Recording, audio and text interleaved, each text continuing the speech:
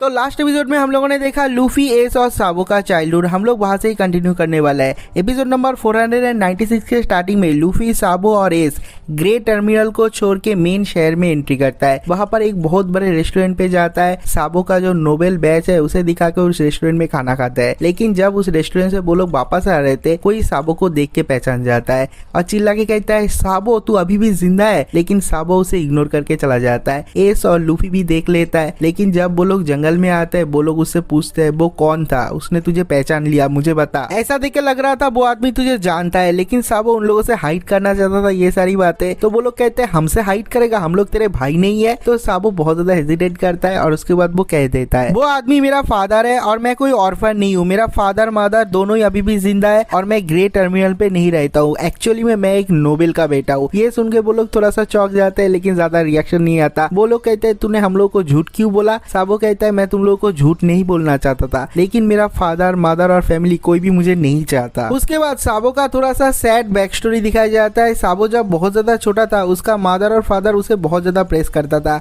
उसे हमेशा कहता था, तुझे रॉयल फैमिली में शादी करना है। अगर तूने रॉयल फैमिली के किसी भी लड़की को शादी किया फ्यूचर में, तो तेरा और हम लोगों का लाइफ बहुत ज्यादा प्रोस्परस बन जाएगा। और इसलिए साबो के ऊपर बचपन से बहुत ज्यादा प्रेशर था। उसे बहुत ज्यादा पढ़ाई भी करना पड़ता था, सब कुछ करना पड़ता था। उसे नोबेल एडिक्ट भी सीखना पड़ता था, जो कि उसे बिल्कुल भी पसंद नहीं। साबो अंदर से बिल्कुल भी खुश नहीं था, लेकिन उसके पेरेंट को खुश करने के लिए वो सब कुछ करता था। ऐसे वो बहुत ज्यादा सैड था। एक दिन एक रॉयल फैमिली का बच्चा उसके सामने बहुत ज्यादा बकचोदी कर रहा था, तो वो उसे पेल देता है। उसके पेरेंट्स आता है और साबो के पेरेंट्स को कंप्लेन करता है, तुम लोगों को पता है हम लोग कौन है? ये बच्चा रॉयल ब्लड लाइन का हिस्सा है और तुम्हारे बेटे ने हमारे बेटे के ऊपर हाथ उठाया, तुमको तो मार दिया जाएगा। ये देख के साबो का मम्मी बहुत ज्यादा डर जाती है, उल्टा साबो को ही मारती है। उसने एक बार भी नहीं देखा इसमें साबो का गलती था या फिर उस बच्चे का गलती था। साबो को ही बहुत ज्यादा मारता है, जिससे साबो को रोना आ जाता है। और उसका फादर भी उसके ऊपर हमेशा ऐसे प्रेशर क्रिएट करता था। वो घर से बाहर भी नहीं जा पाता था और इसलिए वो वहां से भाग गया और बाहर आके यहाँ पर रहने लगा और ग्रे टर्मिनल ही उसका घर बन गया। साबो कहता है, मेरा पेरेंट्स अभी भी जिंदा है, लेकिन वो लोग मुझे अपना बेटा बिल्कुल भी नहीं मानते। मुझे यूज करके वो लोग बस अपना प्रोस्पेरिटी गेन करना चाहते हैं, बहुत ज्यादा लाभ उठाना चाहते हैं। तो मैंने उन लोगों को छोड़ दिया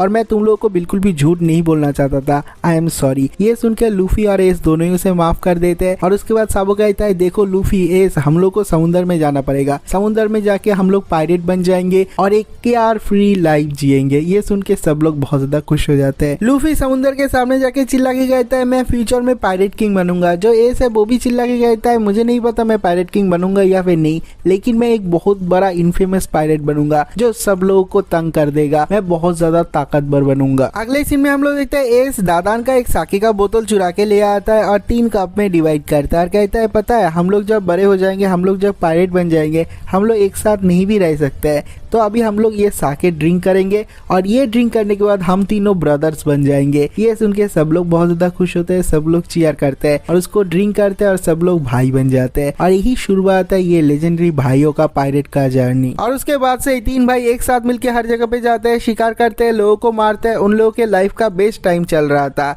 और जब वो लोग घर वापस आते हैं रात को, वो लोग खाना खाते हैं, बहुत ज्यादा मस्ती करते हैं और दादान को बहुत ज्यादा परेशान कर देते हैं। एक टाइम पे दादान को बहुत ज्यादा गुस्सा आ गया था। उसे लग रहा था कि मुझे इन बच्चों को यहाँ से बाहर निकालना ही पड़ेगा, लेकिन निकाल भी नहीं पाती। अगर निकाल देता है तो गार्ब उन लोगों को फोड़ देगा। ऐसे एक रात को सब लोग बैठ के डिनर कर रहा था। एस, साबो और लूफी बहुत ज्यादा झगड़ा करता है। एस कहता है, मैं बनूंगा पायरेट सबसे पहले। साबो कहता है, तुमसे भी पहले मैं पायरेट बनूंगा। लूफी कहता है, तुम लोग पायरेट बनोगे? तुम लोग तो कितना ज्यादा लेम हो। मैं फ्यूचर में लुटेरों का राजा बनूंगा, पायरेट किंग बनूंगा। और पीछे से तभी गार्ब आ जाता है। ये देख के उन लोगों की फट जाता है। दादान, एस, लूफी सब लोगों को पीटता है। वो गार्ब बहुत ज्यादा चिल्ला के गुस्से में कहता है, क्या बोला तुम लोगों ने? क्या सुना मैंने? तुम लोग पायरेट बनोगे? मैंने बोला तुम लोगों को नेवी का सोल्जर बनना पड़ेगा, तुम लोग को सुनाई नहीं देता? और उसके बाद वो साबो को नोटिस करता है, कहता है, यहाँ पर एक और बच्चा कहाँ से आ गया? साबो उसे देखता है, कहता है, ये ओल्ड मैन है, एस का ग्रैंडफादर, लूफी का ग्रैंडफादर। ये तो बहुत ज्यादा स्केरी है। और लूफी वहां पर दौड़ती है, आता है, कहता है, ये कोई बच्चा नहीं है, ये मेरा भाई है, साबो है, और वो भी हमारे साथ पायरेट बनेगा। गार्ब कहता है, ओ तो तुमको भी पायरेट का भूत चढ़ा है? ठीक है, मैं तुम लोगों के साथ ट्रेनिंग करूंगा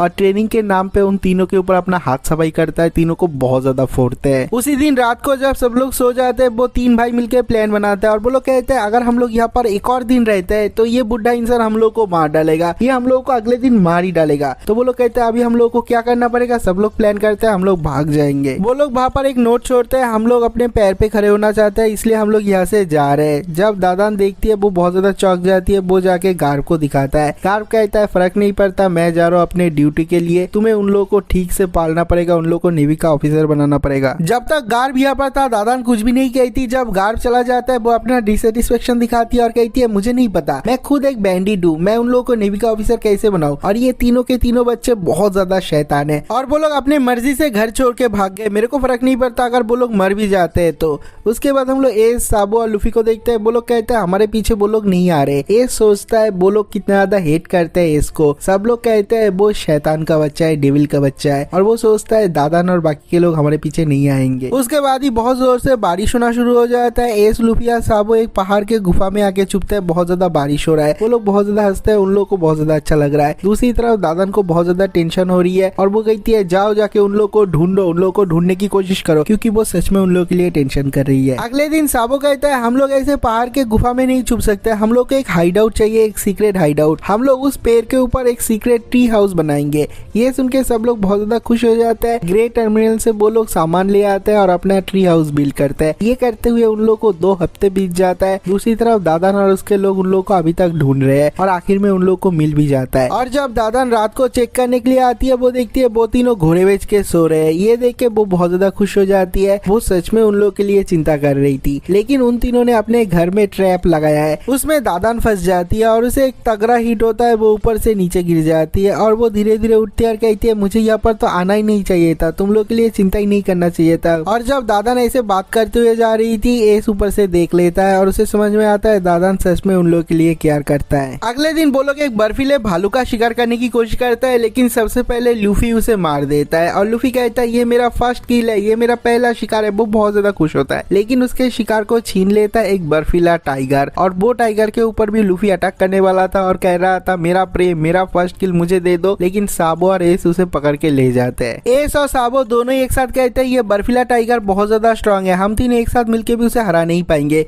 लेकिन लूफी को बहुत ज्यादा गुस्सा आ रहा है क्योंकि वो उसका पहला शिकार था, उसका प्राइस था, लेकिन रात को उन लोगों को बिना खाना खाए सोना पड़ता है। लूफी कहता है मैंने अपना मन बना लिया, हम लोग फ्यूचर में एक साथ पायरेट बनेंगे, लेकिन हम लोगों में से कैप्टन कौन बनेगा, जो उस बर्फीले टाइगर को हराएगा वही बनेगा। लूफी का ये प्रोवोकेशन सुनकर तीनों ही मान लेते कहते हैं ठीक है, कल जो उसका शिकार करेगा वही हम लोगों का कैप्टन बनेगा। अगले दिन वो तीनों ही चले जाते हैं उसका शिकार करने के लिए, लेकिन टाइगर की जगह वहाँ पर एक बर्फीला भालू आ जाता है और वो बहुत ज्यादा स्ट्रांग है। इस कहते हैं अगर हम लोग इसे ही नहीं हरा पाते तो हम लोग उस टाइगर को हरा नहीं पाएंगे, लेकिन वो भालू बहुत ज्यादा स्ट्रांग था, वो लोग उसे हरा नहीं पाते। उन लोगों के ऊपर जब अटैक करने ही वाला था, कोई एक बुढ़ा इंसान आ जाता है और उसे मारता है और मार के उसके ऊपर हाकी यूज करता है, कहता है तुम्हें यहाँ पर नहीं होना चाहिए, उसे हिप्नोटाइज करके यहाँ से भेज देता है। ये देख के वो तीनों बहुत ज्यादा शॉक्ड है। लूफी बहुत ज्यादा खुश हो जाता है और कहता है आपने जो पावर यूज किया वो तो बिल्कुल शैंक्स की तरह है, लगता है ये पावर बहुत ज्यादा स्ट्रांग है। आखिर में उन लोगों को पता चलता है ये जो बूढ़ा इंसान जिसका नाम है नागुरी, वो एक टाइम पे एक पायरेट हुआ करता था, पायरेट का कैप्टन हुआ करता था। ये सब कुछ सुन के एस कहता है तुम जैसे एक पावरफुल पायरेट कैप्टन ये ग्रे टर्मिनल पे क्या कर रहा है, ये जगह तो इतना ज्यादा फेमस भी नहीं है। ये सुन के नागुरी कहता है तुम लोगों ने गोल्डी रॉजर का नाम सुना है।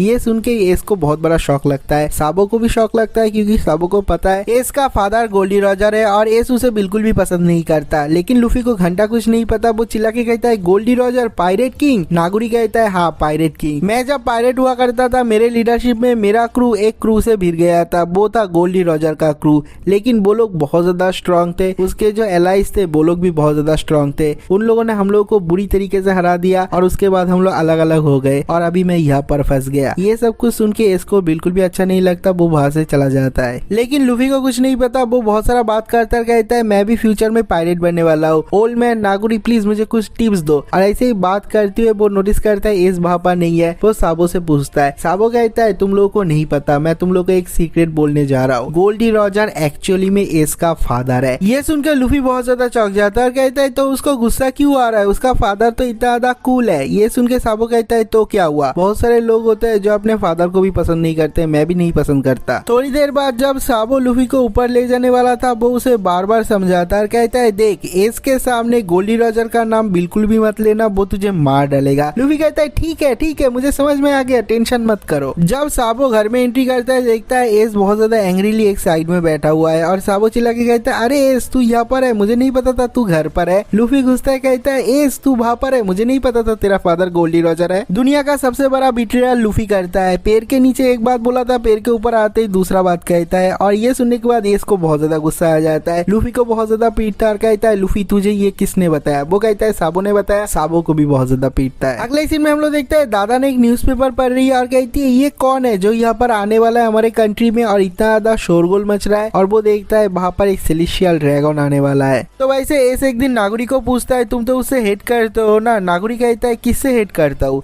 एस कहता है जिससे तुम फाइट में हार गए थे। नागुरी कहता है तो तुम रॉजर की बात कर रहे हो। ऐसा मैं नहीं बोलूंगा कि मैं उसके ऊपर गुस्सा नहीं हूँ, मेरे में कोई भी रीजन में नहीं है, ऐसा नहीं है, लेकिन मैं उसे हेट नहीं करता बल्कि मैं उसका बहुत ज्यादा शुक्रगुजार हूँ। तुम्हें पता ही होगा इस पायरेट के दुनिया में अगर तुम एक फाइट हार जाते हो तो तुम्हें मरना पड़ता है, लेकिन रॉजर के साथ फाइट करने के बाद भी उसने मुझे छोड़ दिया, हम लोग को हराने के बाद भी छोड़ दिया, और मैं और मेरा क्रूमेट अभी भी जिंदा है, इसलिए मैं उसके ऊपर बहुत ज्यादा शुक्रगुजार हूँ। वो एक्चुअली में बहुत ही अच्छा एक इंसान है। ये सुन के इसको बहुत ज्यादा गुस्सा आ जाता है और कहता है ऐसा कभी भी नहीं हो सकता, वो इंसान कभी अच्छा हो ही नहीं सकता। यहाँ पर हजारों के तादाद पे लोग हैं जो कि गोल्डी रॉजर को बहुत ज्यादा भला बुरा बोलते हैं, तुम्हें क्या पता है, तुम्हें कुछ भी नहीं पता। नागुरी कहता है ओ तो ये बात है। ये जो हजारों लोग रॉजर के बारे में भला बुरा कहता है उन लोगों ने कभी भी रॉजर के साथ फाइट किया है। ये सुन के इसकी बोलती बंद हो जाता है। नागुरी फिर से कहता है ना तो उन लोगों ने फाइट किया है, चलो मान लेते हैं उन लोगों ने फाइट किया है, उसके बाद भी उसके बारे में बुरा बोल सकता है। क्यों रॉजर ने उसे छोड़ दिया,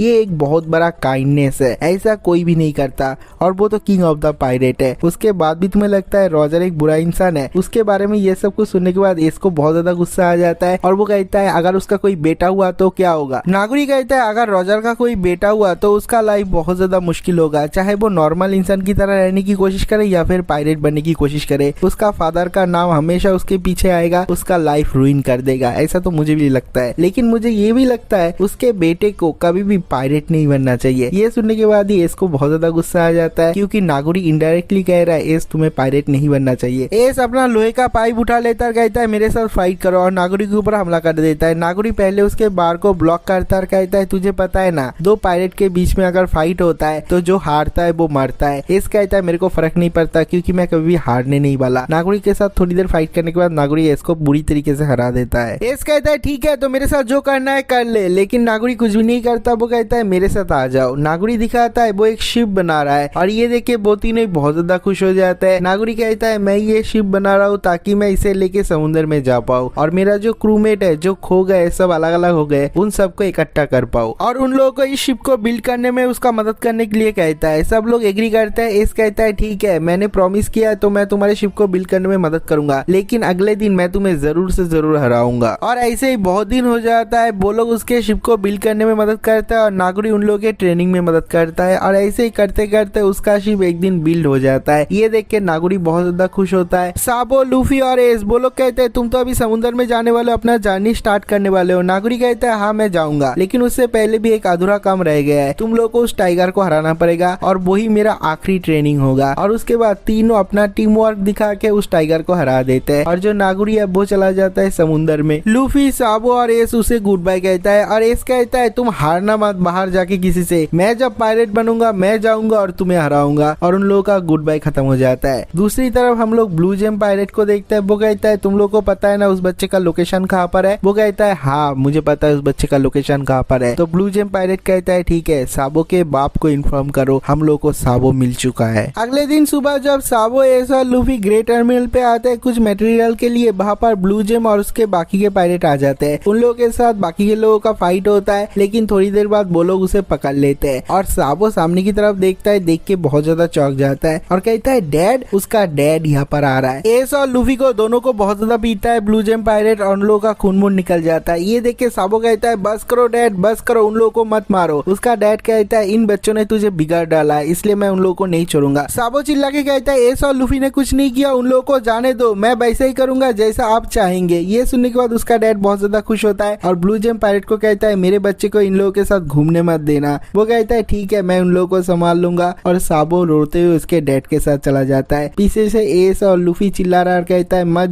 जा, अपने सपने को मत छोड़, अपने ड्रीम के ऊपर गिव अप मत कर। लेकिन साबो रोते हुए चला जाता है उसके डैड के साथ। Next blue gem pirates और लूफी को अपने अड्डे पे ले आता है और उन लोगों को अच्छे से समझाता है तू साबो को परेशान मत कर, वो नोबेल का बेटा है और अगर वो अकेले अपने डैड के साथ अपने फैमिली के साथ रहता है तो वो उसका ही भला होगा। ये सुन के एस समझ जाता है और वो सोचता है ये साबो के लिए, अगर साबो अपने फैमिली के साथ हाई टाउन में खुशी खुशी रहता है तो वो उसका ही अच्छा होगा। ये सोच के एस मान जाता है और उसके बाद ब्लू जेम उसे एक काम का ऑफर देता है। एस वो भी मान लेता है और उन लोगों को ये ऑफर दिया जाता है यहाँ पर कुछ बॉक्सेस है, वो ले जाके तुम लोगों को कहीं पर डिलीवर करना पड़ेगा, ये कोई डेंजरस काम नहीं है। तो वो लोग भी मान लेते हैं लेकिन लूफी को बिल्कुल भी अच्छा नहीं लगता, वो हमेशा साबो करते रहता है। अगले सीन में हम लोग देखते हैं साबो को उसका डैड उसके घर ले आता है। साबो बिल्कुल भी खुश नहीं है और वो देखता है उन लोगों के पेरेंट्स ने एक और बच्चा अडॉप्ट किया है और उस बच्चे से बाद में उसे पता चलता है 3 दिन बाद यहाँ पर सेलेस्टियल ड्रैगन आने वाला है और इसलिए वो लोग ग्रेट टर्मिनल को जलाने वाले हैं। साबो कहता है ऐसा बिल्कुल भी नहीं हो सकता, अगर इन लोगों को पता है तो वो लोग उसे रोकने की कोशिश क्यों नहीं करते और वो लोग ग्रेट टर्मिनल को क्यों जलाना चाहते हैं और वहाँ पर बहुत सारे लोग भी रहते हैं, अगर वो लोग ग्रेट टर्मिनल को जला डालेंगे तो वो लोग रहेंगे कहाँ पर। उसका मुंह बोला भाई कहता है ग्रेट टर्मिनल को नहीं जलाएंगे, उसके साथ साथ जो लोग रहते हैं वहाँ पर उन लोगों को भी जला देंगे। ये सुनने के बाद साबो को बहुत ज्यादा डर लगता है तो साबो अपना ड्रेस चेंज करता है और घर छोड़ के भाग जाता है। पूरी रात घूमता है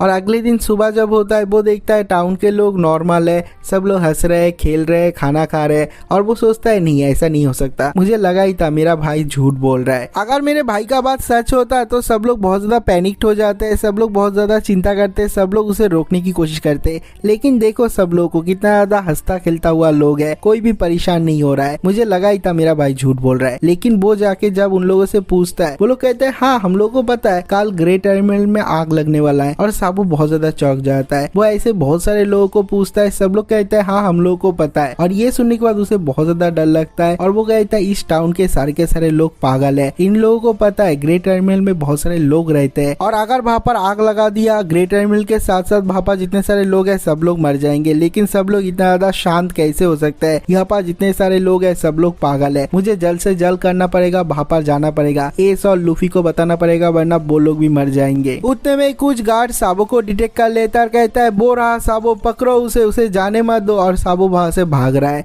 साबो के फादर ने भेजा है उन गार्ड को साबो को पकड़ने के लिए। साबो थोड़ी देर स्ट्रगल करता है लेकिन आखिर में वो गार्ड उसे पकड़ ही लेते हैं, पकड़ के खींचते हुए ले जाते हैं उसके डैड के मेंशन में। दूसरी तरफ हम लोग लूफी और इसके साथ ब्लू जेम का कॉन्वर्सेशन देखते हैं। उन लोगों से ये पता चलता है ग्रेट टर्मिनल में वो लोग आग लगाने वाले हैं और उन लोगों ने 2 दिन मिलके ये जो बॉक्सेस इकट्ठे किए है हर जगह पे डिलीवरी की है, उसमें एक्सप्लोजिव है और ऑयल है और उससे वो लोग पूरे के पूरे ग्रेट टर्मिनल पे आग लगाने वाले हैं। ये सुन के उन लोगों को गुस्सा आ जाता है लेकिन ब्लू जेम कहता है मेरे को फर्क नहीं पड़ता, यहाँ पर जितने सारे लोग हैं सब लोग जल के मरेंगे और तुम लोग भी मरोगे अगर तुम लोग अपना ट्रेजर का लोकेशन मुझे नहीं बताते हो तो। रात को ब्लू जेम पायरेट के लोग हर जगह पे आग लगा देते हैं और टर्मिनल पे धीरे धीरे आग बहुत ज्यादा फैल जाता है। शहर के जो लोग हैं, बाहर के जो लोग हैं, अंदर के जो लोग हैं सब लोग देखते हैं और कहते हैं देखो ग्रेट टर्मिनल पे इतना बड़ा आग लग गया, हम लोगों को बचाओ। जो शहर के लोग हैं उन लोगों को एवोक्यूएट करते हैं सोल्जर, लेकिन ग्रेट टर्मिनल के अंदर जो लोग रहते हैं उन लोगों को बाहर आने नहीं देते और वो लोग धीरे धीरे दरवाजे को बंद कर देता है और कहता है तुम लोग वहीं पर ही मरो, तुम लोग ट्रैश हो और ट्रैश के साथ जल के मर जाओ। दादान और बाकी के लोग भी नोटिस करते हैं ग्रेट टर्मिनल पे आग लग चुका है। ब्लू जेम और उसके पायरेट पूरे के पूरे ग्रेट टर्मिनल पे आग लगाने के बाद बहुत ही खतरनाक तरीके से हंसता है और वो लोग कहते हैं ये सारे के सारे ट्रैश जल के मरेंगे, हम लोग देखेंगे। और किंग ने हम लोग को प्रॉमिस किया अगर हम लोग ये काम कर देते हैं वो अपना पावर लगा के हम लोग को हाई टाउन पे ले जाएंगे और हम सब लोग का स्टेटस चेंज करके हम लोग को नोबेल बना देंगे, हम लोग को बहुत सारा पैसा भी देंगे। और वो लोग जब वहां से बाहर निकलने की कोशिश करते हैं, बाहर जितने सारे सैनिक है उन लोगों को बाहर जाने नहीं देते और बाहर से चिल्ला के कहते हैं तुम लोग ट्रैश हो, ट्रैश के साथ जल के मरो। ये सुन के उसे बहुत ज्यादा गुस्सा आ जाता है, कहता है किंग और नोबेल मैं किसी को भी नहीं छोड़ूंगा, उन लोगों ने हम लोग को बुद्धू बनाया। अगले सीन में हम लोग देखते हैं साबो को उसका डैड बेसमेंट में बंद कर देता है लेकिन साबो बहुत मुश्किल से रात को बेसमेंट का दरवाजा तोड़ के बाहर से भाग जाता है और दौड़ती हुई ग्रेट टर्मिनल के दरवाजे के सामने आ जाता है, उसे खोलने की कोशिश करता है लेकिन जो सोल्जर होते हैं वो उसे खोलने नहीं देते, उसे बहुत ज्यादा मारते हैं, मार मार के रास्ते में फेंक देते हैं और कहते हैं पता नहीं किस नोबेल का बच्चा यहाँ पर आ गया, हम लोग इसे मार भी नहीं सकते, अगर नोबेल के बच्चे को मारते हैं तो हम लोग का भी जान खतरे में आ जाएगा, उसे गलियों में फेंक देता है। दूसरी तरफ हम लोग एस और लूफी को देखते हैं, उन लोग को बांध के रखा है उन लोग के हाइड आउट पे, और एस एक कांच के टुकड़े से अपने हाथ के रस्सी को खोलता है, खोल के लूफी को लेके भाग रहा है। लूफी कहता है यहाँ पर बहुत ज्यादा गर्म है, बहुत ज्यादा आग है। एस कहता है चिंता मत कर, मैं यहाँ पर हूँ, तेरा बड़ा भाई यहाँ पर है, मेरे साथ चलते रहे, मैं तुझे यहाँ से बाहर लेके जाऊंगा। नेक्स्ट हम लोग साबो को देखते हैं, वो रास्ते में पड़ा हुआ है, उसे बहुत ज्यादा मार पड़ा हुआ है, इस वजह से उसके पूरे बॉडी में दर्द कर रहा है, उसे ठीक से दिखाई भी नहीं दे रहा है। और तभी वहां पर चलते हुए कोई आता है और कहता है बच्चे तू यहाँ पर लेट के क्या कर रहा है। जो साबो है वो ऊपर की तरफ देखता है, लेकिन उसे धुंधला धुंधला दिखता है और वो बहुत ज्यादा रो रहा है। वो डेस्परेटली कहता है मुझे पता है इस आग के पीछे कौन है, इस टाउन के रॉयल और नोबेल लोग ही इस आग के पीछे है, मेरा विश्वास करो। और ग्रेट टर्मिनल से भी ज्यादा गंदगी तो इन लोगों में है, मुझे घुटन सा हो रहा है, अगर मैं यहाँ पर रहा तो मैं कभी भी फ्री नहीं होऊंगा। वो बहुत ज्यादा रो रहा है और रोते रोते कहता है मुझे बहुत ज्यादा लज्जा आ रहा है ये कहते हुए मैं एक नोबेल हूँ। ये सुनने के बाद वो बंदा भी बहुत ज्यादा चौंक जाता है, और ये इंसान और कोई नहीं मंकी डी ड्रैगन है, ये लूफी का फादर मंकी डी ड्रैगन। साबो का ये बात सुनने के बाद मंकी डी ड्रैगन भी बहुत ज्यादा चौंक जाता है, कहता है देखो इस शहर के लोगों तुम लोगों ने क्या कर दिया, एक छोटे से बच्चे को प्रेशर दे दे के इसका भी दिमाग खराब कर दिया। और वो बहुत ही मुश्किल से कहता है मेरे पास ज्यादा पावर नहीं है, मैं भी इस देश में पैदा हुआ हूँ, मैं भी इस देश को चेंज करना चाहता हूँ। अगले सीन में हम लोग एस और लूफी को देखते हैं, वो लोग ब्लू जेम पायरेट के हाइड आउट से बाहर तो निकल जाते हैं, लेकिन चारों तरफ आग लग चुका है और ये ग्रेट टर्मिनल एक बहुत बड़ा एरिया है, तो उन लोगों को समझ में नहीं आता उन लोगों को कहाँ पर जाना चाहिए, कहाँ पर एग्जिट है। और एस कहता है रुक जा, मैं कोई ना कोई रास्ता निकाल लूंगा, लेकिन वो लोग ब्लू जेम पायरेट के आमने सामने आ जाता है। ब्लू जेम कहता है उन लोगों को घेर लो, एस और लूफी को चारों तरफ से घेर लेता है। एस कहता है तुम लोगों को तो भाग जाना चाहिए था, क्योंकि तुम लोगों ने गद्दारी किया है ग्रेट टर्मिनल के लोगों के साथ, तो तुम लोग अभी भी यहाँ पर क्यों हो। ब्लू जेम कहता है देखो उन लोगों ने हमारे साथ क्या किया, हम लोगों को बिट्रे किया, हम लोगों के साथ बेईमानी किया और हम लोगों को यहाँ पर मरने के लिए छोड़ दिया, लेकिन मैं अभी तुम लोगों को मार डालूंगा। एस कहता है हम लोगों को क्यों मारेगा। वो कहता है तुमने हमारा ट्रेजर चुराया है और वहाँ से ये सब कुछ हुआ है, तो बताओ तुम्हारा ट्रेजर कहाँ पर है। लूफी कहता है नहीं कभी भी नहीं बताऊंगा, लेकिन एस कहता है नहीं मैं बता दूंगा। एस इन लोगों को ट्रेजर का लोकेशन दे देता है, कहता है इस बड़े से पेड़ में 6 साल का हमारा जमाया हुआ पैसा और तुम्हारा पैसा सब कुछ है। तो ब्लू जेम ऑर्डर देता है, कहता है इन दोनों को पकड़ लो, उन दोनों को पकड़ लेता है। एस कहता है हम लोगों को क्यों पकड़ रहा है, हम लोगों को छोड़, हम लोगों को जाने दे। लेकिन ब्लू जेम कहता है मुझे पता है तू एक बहुत शैतान बच्चा है, अगर तूने गलत लोकेशन दे दिया तब क्या होगा, मैं चाहता हूँ मेरे साथ साथ तू भी जाए। लेकिन एस कहता है तब तो बहुत ज्यादा देर हो जाएगा, आग चारों तरफ फैल जाएगा, हम लोग भाग ही नहीं पाएंगे। उसके बाद ब्लू जेम बहुत ज्यादा अनमशना बोलता है साबो के बारे में। ये सब कुछ सुन के उन दोनों को बहुत ज्यादा गुस्सा आ जाता है और लूफी एक बंदे के हाथ में काट लेता है, तो वो अंदर लूफी के ऊपर हमला करता है और उसे मारने ही वाला था। एस कहता है उसे छूना भी मत, और वो अनकॉन्शियसली हाकी यूज करता है। उस हाकी से वहाँ पर जितने सारे लोग हैं सब लोग बेहोश हो जाते हैं, बस ब्लू जेम बेहोश नहीं होता। और वो कहता है क्या चल रहा है, क्या हो रहा है यहाँ पर, क्या किया तूने।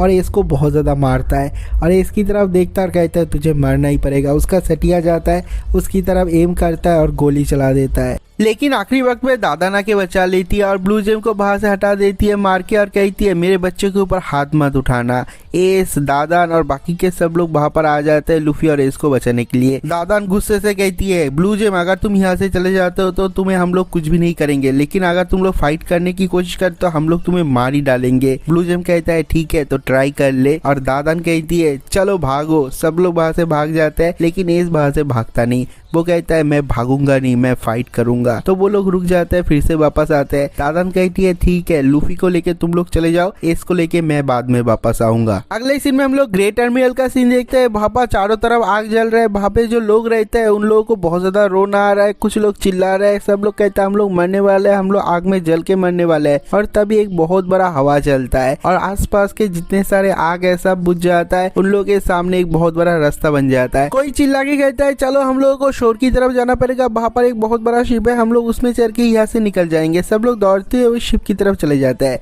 और उस शिप में मंकी डी ड्रैगन, और वो चिल्ला के कहता है जो लोग फाइट करना चाहते हैं आजादी के लिए वो लोग चढ़ जाओ, और सब लोग उस शिप में चढ़ जाते हैं। पूरी रात ग्रेट टर्मिनल पे आग जलता है, बाहर शहर पे जितने सारे लोग हैं उन लोगों को डर लग रहा है। लूफी और बाकी के लोग भी देख रहे हैं, वो लोग चिल्ला रहे हैं दादा एस तुम लोग वापस आ जाओ, लेकिन आग जलती रहता है। वहाँ पर क्या होता है हम लोग को दिखाई नहीं देता। अगले दिन सुबह लूफी बहुत ही मुश्किल से उठता है, लेकिन उसके बाद भी वो दादान और एस को ढूंढना चाहता है, लेकिन उसका बॉडी नहीं चलता, वो बेहोश हो जाता है। ग्रेट टर्मिनल में बहुत सारे ऑफिशियल आ जाते हैं और कचरा साफ साफ करने की कोशिश कर रहे हैं और वो लोग कहते हैं यहाँ पर इतने सारे बॉडी नहीं है जितना हमने सोचा था। कुछ बंदे कहते हैं इतना बड़ा आग था, उन लोगों का हड्डी भी जल गया होगा, तो यहाँ पर हम लोग को ज्यादा बॉडीज नहीं मिलेगा। दूसरी तरफ हम लोग साबो को देखते हैं, उसका नींद टूटता है। वो देखता है वो एक शहर के कोने में बैठा हुआ है, उसके सर में पट्टियां है और वो जब उठता है वो देखता है वहां पर बहुत सारे मिलिट्री लोग हैं। अभी सुबह हो चुका है, लेकिन वो कुछ करे उससे पहले एक मिलिट्री ऑफिशियल पकड़ लेता है, पकड़ के उसके डैड के पास ले जाता है। साबो का डैड साबो को तो पहले बहुत ज्यादा पीटता है और उसके बाद उसे समझाता है अगर तू यहाँ से बाहर जाने की कोशिश करता है तो एस और लूफी को मैं अपने हाथों से मसल दूंगा। एस और लूफी का नाम लेके उसे ब्लैकमेल करता है और कहता है इस शहर के बारे में तो भूल जा, तू इस घर से भी बाहर नहीं निकल पाएगा और तुझे पढ़ाई करना पड़ेगा अच्छी तरीके से, एक अच्छा बच्चा बनना पड़ेगा। साबो सोचता है ठीक है एस और लूफी के लिए मैं करूंगा और वो दिन रात पढ़ाई करता है क्योंकि उसके पास और कोई चारा नहीं है। वो इस घर से बाहर भी नहीं जा सकता, वहाँ पास सिक्योरिटी गार्ड भी है। अगले दिन सिक्योरिटी गार्ड्स आपस में बात कर रहे थे और उससे साबो को ये पता चलता है यहाँ पास सेलेस्टियल ड्रैगन आने वाला है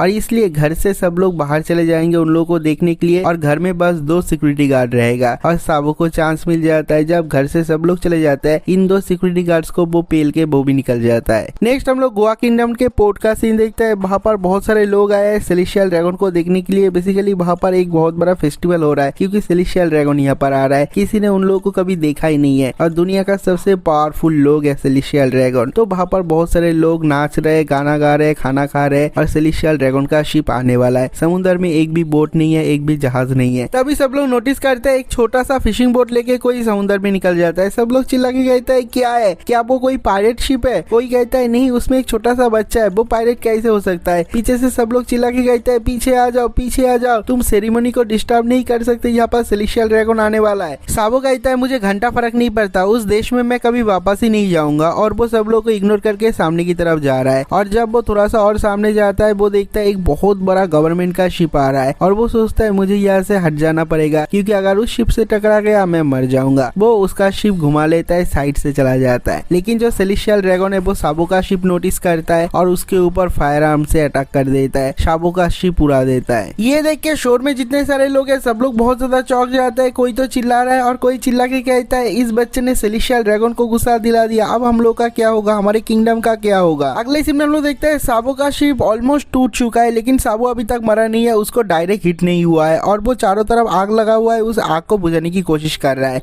और जो सेलेस्टियल ड्रैगन है उसके साथ में एक बॉडीगार्ड है, वो कहता है मिस्टर सेलेस्टियल ड्रैगन वो बस एक बच्चा है, उसको हिट करने की जरूरत नहीं। ये सुनने के बाद सेलेस्टियल ड्रैगन कहता है देखो उसके बोट पे एक ब्लैक कलर का फ्लैग है, इसका मतलब ये एक पायरेट है। वो कहता है नहीं ये तो एक छोटा सा बच्चा है। सेलेस्टियल ड्रैगन को बहुत ज्यादा गुस्सा आ जाता है और वो कहता है मुझे फर्क नहीं पड़ता ये पायरेट है या फिर नहीं, या फिर ये एक बच्चा है या फिर नहीं, एक कॉमनर की हिम्मत कैसे हुआ उस समुद्र में बोट चलाने का जिस समुद्र में मैं सफर कर रहा हूँ। और ये कहने के बाद ही वो बाजूका से एक और हिट करता है और ये वाला अटैक जाके डायरेक्ट साबो के सर में लगता है, उसका शिप पूरी तरीके से टूट जाता है। ये देख के बाहर जितने सारे लोग हैं सब लोग बहुत ज्यादा चिल्ला रहे हैं और कहते हैं इस बच्चे ने सेलेस्टियल ड्रैगन को गुस्सा दिला दिया, अब हमारे किंगडम का क्या होगा, इस किंगडम में रहने वाले लोगों का क्या होगा। और साबो का शिप पूरी तरीके से समुद्र के नीचे चला जाता है। अगले सीन में हम लोग लूफी और बाकी ये लोगों को देखते हैं, सब लोग बहुत ज्यादा डिजेक्टेड है, सब लोग बहुत ज्यादा सैड है क्योंकि उन लोगों को लग रहा है दादान और एस मर चुका है। तभी कोई दौड़ती आता है कहता है वो लोग वापस आए हैं। सब लोग बाहर जाते हैं, देखते हैं एस कैरी करके ले आता है दादान को। सब लोग दादान और एस का ट्रीटमेंट में जुड़ जाते हैं। दादान बेहोश है और एस को देखने के बाद लूफी भी बहुत ज्यादा रो देता है और उसे देख के एस कहता है क्या कर रहा है, रो क्यों रहा है। उसे एक टपली मारता है और कहता है मैं कभी नहीं मरूंगा। लेकिन लूफी का रोना नहीं रुकता, उसके मुंह से कोई शब्द नहीं निकल रहे और बाकी ये लोग कहते हैं एस उसे मत मारो, वो बस तुम्हारे लिए टेंशन कर रहा है।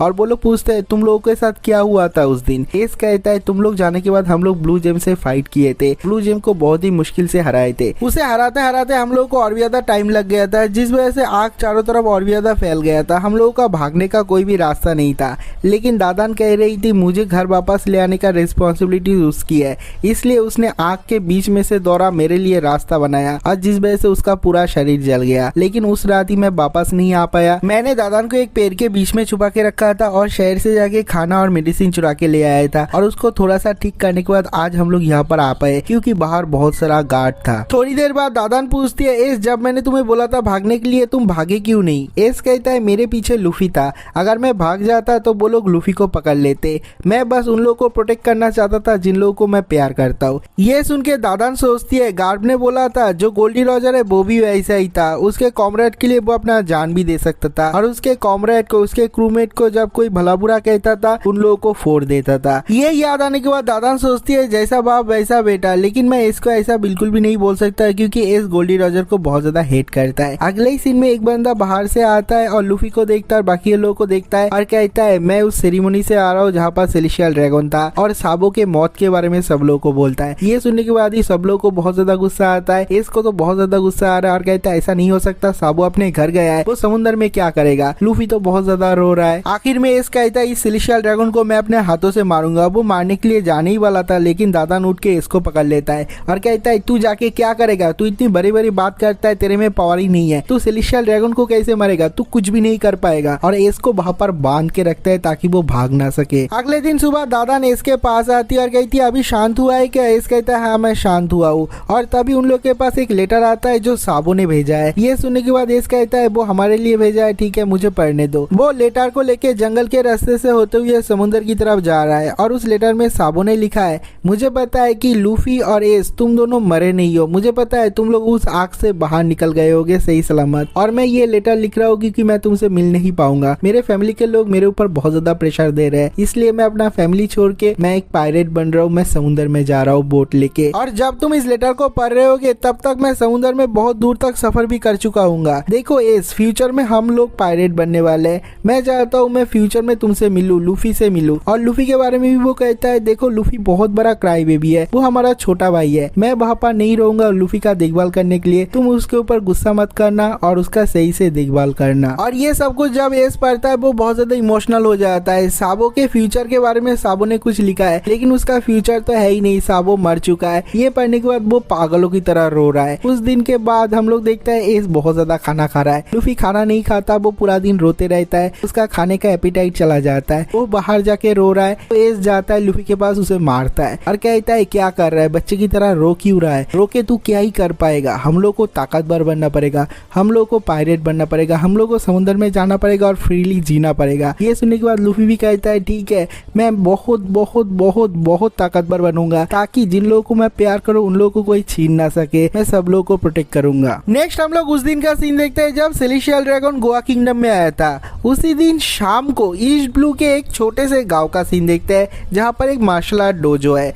जहां पर जोरो ट्रेनिंग कर रहा है और वहां पर एक बहुत बड़ा शिप आके रुकता है जो शिप मंकी डी ड्रैगन का है। वो एक छोटा सा बच्चा हाथ में ले आता है जो पूरी तरीके से खून से लथपथ है और उसे देख के इवान को कहता है यहाँ पर एक बच्चा कहाँ से ले आया। वो कहता है वो बड़ी बात नहीं है, पहले इसका ट्रीटमेंट करो। नेक्स्ट हम लोग ग्रेट टर्मिनल को देखते हैं, वहां पर फिर से कचरा आना स्टार्ट हो गया और उसे इकट्ठा करने के लिए कचरे वाला भी आ गया और उन लोगों का लाइफ पहले जैसा था वैसा ही बन गया। कुछ दिन बाद हम लोग एस और लूफी को देखते हैं, वो लोग साबो को भूल चुका है और वो दोनों ट्रेनिंग करने की कोशिश करता है। एस बहुत ज्यादा ट्रेनिंग देता है लूफी को, लेकिन लूफी कभी भी उसे हरा नहीं पाता और जब गार्ड से वो दोनों ट्रेनिंग लेता है गार्ड दोनों को पीटता है और ऐसे ट्रेनिंग करते करते दोनों ही बहुत बड़े हो जाते हैं। और एस जब 17 साल का हो जाता है वो अपना एक छोटा सा बोट लेके निकल जाता है समुद्र में पायरेट बनने के लिए, उसका जर्नी स्टार्ट कर देता है। सब लोग को बाय करके वो चला जाता है। लूफी सोचता है 3 साल रुक जाओ, 3 साल बाद मैं भी जाऊंगा। सब लोग एस को गुड बाय बोलने के लिए आया है लेकिन दादा नहीं आई है, वो घर में ही बैठी हुई है और वो एस के बारे में सोच रहा है। वो सोच रहा है जब एस को ले आया था गार्ड वो कितना ज्यादा छोटा था, वो तो पहले मारना ही नहीं चाहता था वो उसका बेबी सिटिंग करे और वो अभी इतना बड़ा हो चुका है कि वो घर छोड़ के समुद्र में जा रहा है पायरेट बनने के लिए। उसके जो लैकीज है वो लोग वापस आते हैं कहते हैं दादा बॉस तुम यहाँ पर क्या कर रहे हो, और वो कहता है मैं क्या कर रहा हूँ मेरे को फर्क नहीं पड़ता, एस रहे या फिर जाए,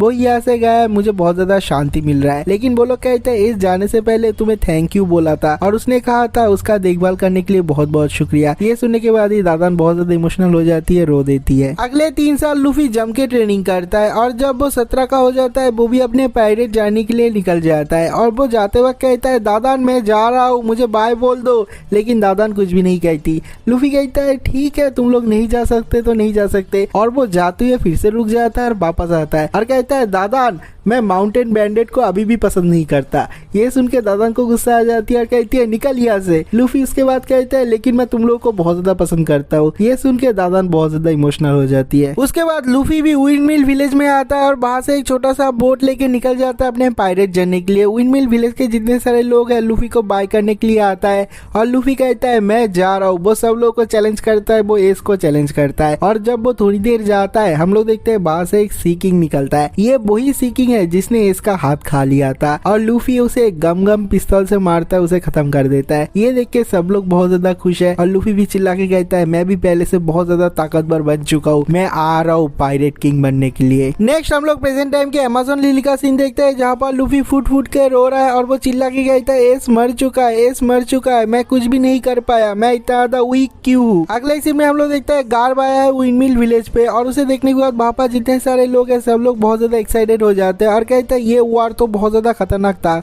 व्हाइट बियर्ड के मरने के बाद यहाँ पर पायरेट और भी ज्यादा बढ़ गए। गार्ब कहता है कोई बात नहीं, अभी ये विंडमिल विलेज मेरे प्रोटेक्शन के अंदर है। और ये सब कुछ सुन के सब लोग कहते हैं अभी तो हम लोग के ऊपर कोई अटैक नहीं कर पाएगा। कोई आता है और कहता है गार्ब एक प्रॉब्लम है, माउंटेन से कुछ माउंटेन बैंडेड्स आए हैं और उसने माकिना का जो शॉप है उसको कब्जा कर लिया। ये सुन के वो कहता है माउंटेन बैंडेड। हम लोग देखते हैं ये माउंटेन बैंडेड और कोई नहीं वो दादान है। वो बहुत ज्यादा दारू पी रही है और जब वो सुनती है गार्ब यहाँ पर आया है वो अपना हथौड़ा लेके बाहर निकलता है। दादान को देख के बहुत सारे लोग डर जाते हैं और कहते हैं हाँ यही वो माउंटेन बैंडेड है। माउंटेन बैंडेड दादान गार्ब के सामने आके खड़ी होती है और वो चिल्ला के कहती है तेरा हिम्मत कैसे हुआ यहाँ पर आने का, और उसके हाथ में जो वेपन है उससे ही दे मारता है। गार्ब पीछे जाके गिरता है। बहुत सारे लोग दौड़ते आने वाले थे लेकिन गार्ब कहता है नहीं रुक जाओ, मुझे पता है ये कौन है, मैं इसे जानती हूँ। और उसके बाद दादान उसे पंच के ऊपर पंच, पंच के ऊपर पंच करते ही रहता है और वो बहुत ज्यादा रो रही है। वो रोते रोते मारते मारते कहती है तू नेवी का हीरो है, तू कुछ भी नहीं है, तू तो अपने फैमिली को भी प्रोटेक्ट नहीं कर पाया,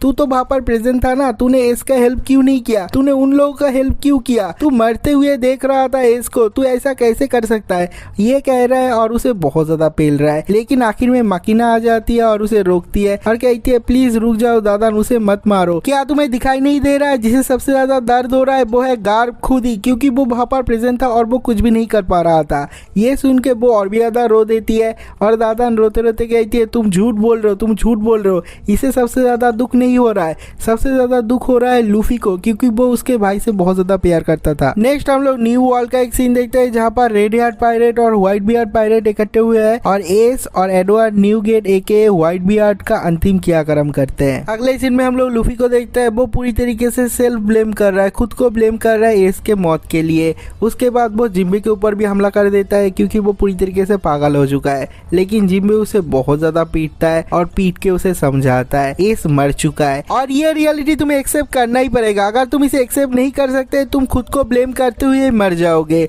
अगर तुम ऐसा ही करते रहे तो तुम्हारे पास जो है वो भी खो जाएगा। ये सुनने के बाद ही लूफी शांत हो जाता है और वो सोचता है उसके पास क्या है। उसके सारे के सारे क्रूमेट के बारे में सोचता है और वो सोचता है अगर मैं ऐसा ही करता रहा तो मेरे सारे के सारे क्रूमेट भी मर जाएंगे। और वो सोचता है मुझे जाना पड़ेगा, मुझे उन लोगों से मिलना पड़ेगा, मैंने उन लोगों से प्रॉमिस किया है, वो लोग मेरे लिए वेट कर रहे हैं। और ये सोचते हुए वो बहुत ज्यादा रो रहा है और ये देख के जिम्बे भी बहुत ज्यादा खुश है। जो लूफी है वो अपने सेल्फ ब्लेम से बाहर आया है। और इसके साथ ही ये वाला वीडियो खत्म हो जाता है। अगर आप लोगों को वीडियो अच्छा लगा तो वीडियो को लाइक करना, चैनल को सब्सक्राइब करना। तो मिलता है एक और नई वीडियो के साथ, तब तक के लिए बाय बाय।